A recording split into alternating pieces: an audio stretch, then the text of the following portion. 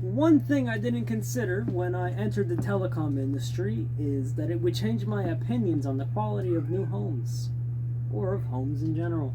So I think now, should I ever get around to spending south of $1 million on a brand new home in this market, there's a couple of things that I would want, and that I would probably do myself as somebody who is qualified to do so because I work in the industry.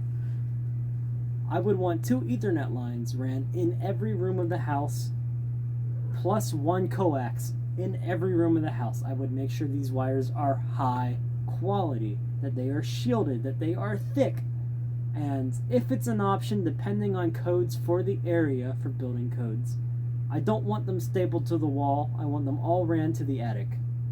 Even if it's a 2-story house, first floor room, straight to the attic.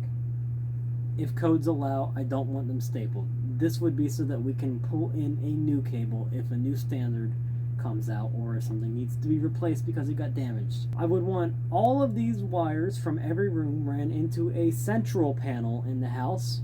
We call this in the industry an on-cue panel because that is the main brand. However, they are usually placed somewhere dumb, like the laundry room or the master bedroom closet, which are not ideal locations, but nonetheless, that's where they are. So the ISP I work for doesn't do home networking. That would be Ethernet. But when a cable tech comes out to your property and they install the service, they usually stuff the router in that panel. The reason they do that is because the ISP did not run the Ethernet lines, and they don't want to be liable for that if it doesn't work. So the most techs, they just stick it in the panel, and that panel is oftentimes not centrally located. I would want mine in the center of the home. In addition to this, homes that have these on-cue panels tend to have a corrugated line that runs all the way to the outside of the house. This is absolutely genius for getting service into a home and ensuring that it will stand the test of time because it is replaceable. This is ideal. However, the way I would do it is I would run hard conduit, metal, no corrugation, straight, smooth bends wherever there's turns, and that will just make things easier and ensure that nobody ever has a hard time pulling a cable through.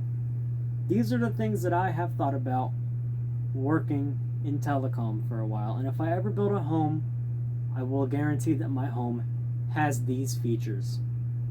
Ain't that right, buddy? This is Richard, by the way. He's a sweetheart.